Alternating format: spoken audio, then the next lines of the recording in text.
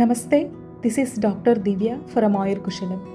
రక్తపోటుని అదుపులో ఉంచుకోవడానికి, గుండె ఆరోగ్యం కోసం ఏమేమి తినాలి, ఆహారంలో ఏమేమి మార్పులు చేసుకోవాలి, DASH డైట్ డైట్ అంటే dietary approaches to stop hyper tension అన్న టాపిక్ గురించి కొద్దిగా అవగాహన తెచ్చుకుందాము.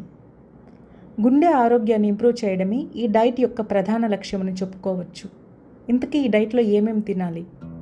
రోజు ఆహారంలో భాగంగా కూరగాయలు, పండ్లు, ఆకుకూరలు, తృణధాన్యాలు, పప్పు ధాన్యాలు, లీన్ మీట్ అంటే తక్కువ కొవ్వు శాతం కలిగిన మాంసము, ఫిష్, నట్స్ అండ్ సీడ్స్ వంటి మంచి పోషకాహారం ఉండేలా చూసుకోవాలి.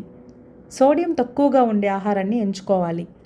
సోడియం రోజుకు సుమారు 1500 మిల్లీగ్రాములు ఉండేలా గమనించుకోవాలి. అంటే సాధారణంగా రోజుకు 2 గ్రాముల సాల్ట్ తీసుకునేవారు కొద్దిగా సాల్ట్ డోస్ తగ్గించి తినాలి. అంటే 1 గ్రాము, 1.5 గ్రాము అలా తగ్గించిన కొద్దిగా బీపీలో 5 పాయింట్ల వ్యత్యాసాన్ని కొద్ది రోజుల్లోనే గమనించవచ్చు.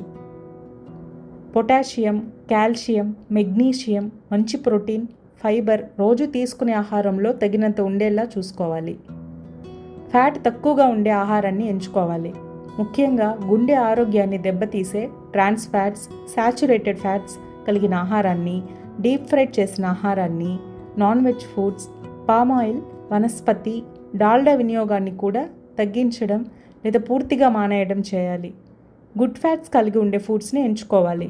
ఉదాహరణకు నట్స్ అండ్ సీడ్స్. వీటి వల్ల HDL ఇంప్రూవ్ అవుతుంది. HDL అంటే గుడ్ కొలెస్ట్రాల్. ఇది మీ గుండెను కాపాడుతుంది. వంట నూనెల్లో ఫస్ట్ ప్రిఫరెన్స్కి కోల్డ్ ప్రెస్డ్ లేదా would pressed, rice bran oil, sunflower oil, నువ్వుల నూనె, మస్టర్డ్ ఆయిల్ వంటివి వాడుతూ 2-3 నెలలకు ఒకసారి మారుస్తూ ఇంకా కాంబినేషన్స్తో వాడుకోవచ్చు.